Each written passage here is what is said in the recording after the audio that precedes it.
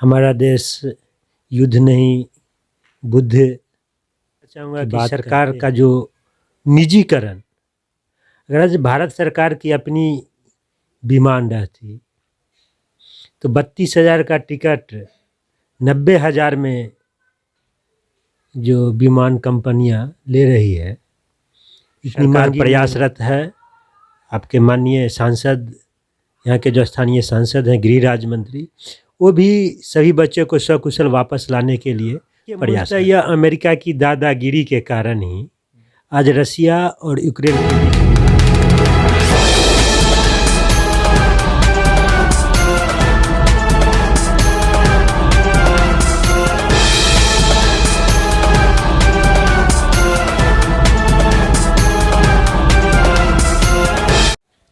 दोस्तों नमस्कार, मैं हूं आशीष और आप देख रहे हैं एबी न्यूज। अभी हम आए हैं बेटी बचाओ बेटी पढ़ाओ का नारा देने वाले और वृक्षारोपण अपने समाज के प्रति जागरूकता फैलाने वाले सुजीत भैया जी के यहाँ। उनसे बात करेंगे रसिया यूक्रेन जो विवाद अभी छिड़ा हुआ है और ख़ासकर अपने क्षेत्र के जो विद्यार्थी हैं वहाँ पर फंसे हुए हैं, उन पर इनकी राय लेते हैं। सबसे पहले तो भैया आप बताइए कि जो रसिया और यूक्रेन का जो विवाद है इसका निवारण कैसे होगा? निवारण तो कूटनीतिक पहल करना चाहिए, और जो बड़े देश हैं चाइना, अमेरिका, भारत, एक कूटनीतिक पहल करके हमारा देश युद्ध नहीं बुद्ध की बात करते हैं, तो हम तो चाहेंगे कि कूटनीतिक पहल से इस समस्या का समाधान हो।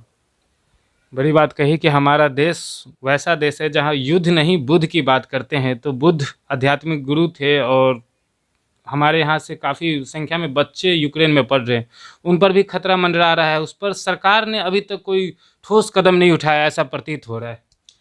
सबसे पहले तो मैं आपसे कहना चाहूँगा कि सरकार का जो निजीकरण, अगर आज भारत सरकार की अपनी विमान रहती तो 32,000 का टिकट 90,000 में जो विमान कंपनियां ले रही है, इतनी महंगी नहीं होती।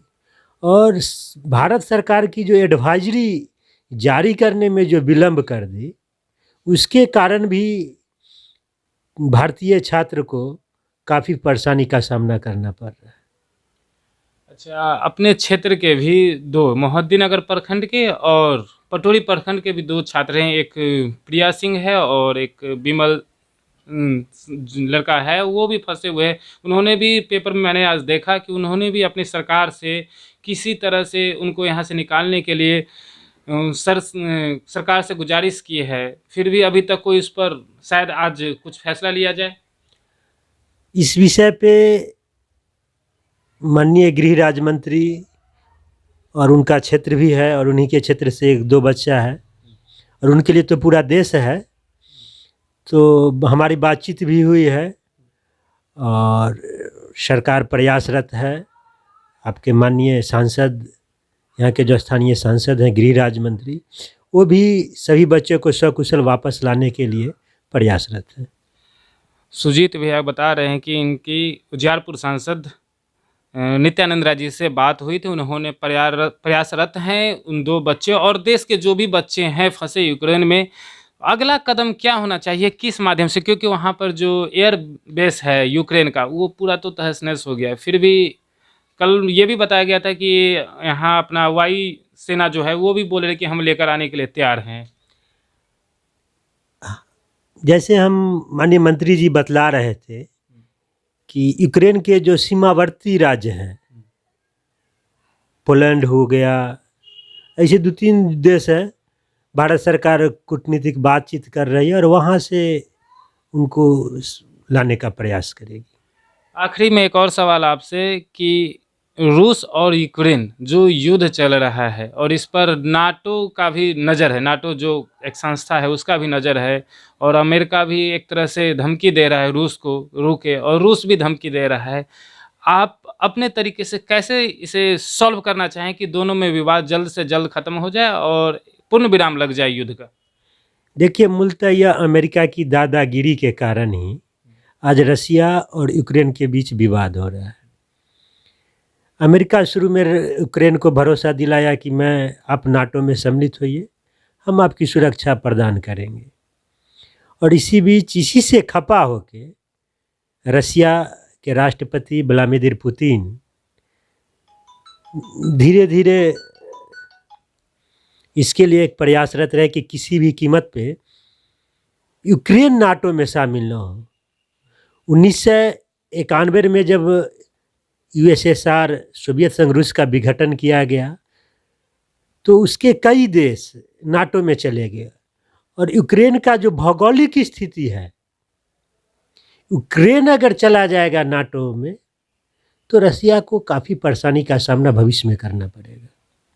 अंतिम सवाल आपसे, क्योंकि कल बैठक हुआ था यूनाइटेड नेशन का, उसमें रूस ने तो अपना वीटो पावर लगा करके वोटिंग जो हुआ उसके खिलाफ उसको रोक लिया, लेकिन भारत और चीन जो दो महाशक्ति है एशिया का, उसने वोटिंग में जाने से इनकार कर दिया और अपना एक कूटनीतिक चाल चल दिया। क्योंकि 1962 में जब चीन से युद्ध हुआ था तो अमेरिका ने सेना भेज दिया था भारत के साथ चीन के खिलाफ लड़ने के लिए, जबकि वहाँ पर रूस भी था, लेकिन उसने वहाँ पर देखता रहा, वॉच एंड वेट की स्थिति में था। लेकिन 1971 में जब 1971 में जब भारत पाकिस्तान का युद्ध हुआ, जब जिसमें बंटवारा होकर बांग्लादेश बना, वहाँ पर अमेरिका पाकिस्तान का साथ दे रहा था और रूस ने अमेरिका को रोकने के लिए अपनी सेना उसके सामने खड़ी कर दी। तो इसका मतलब सीधा सीधा जो विवाद यहाँ पर टारगेट कोई और है, लड़ाई किसी और से किया जा रहा है।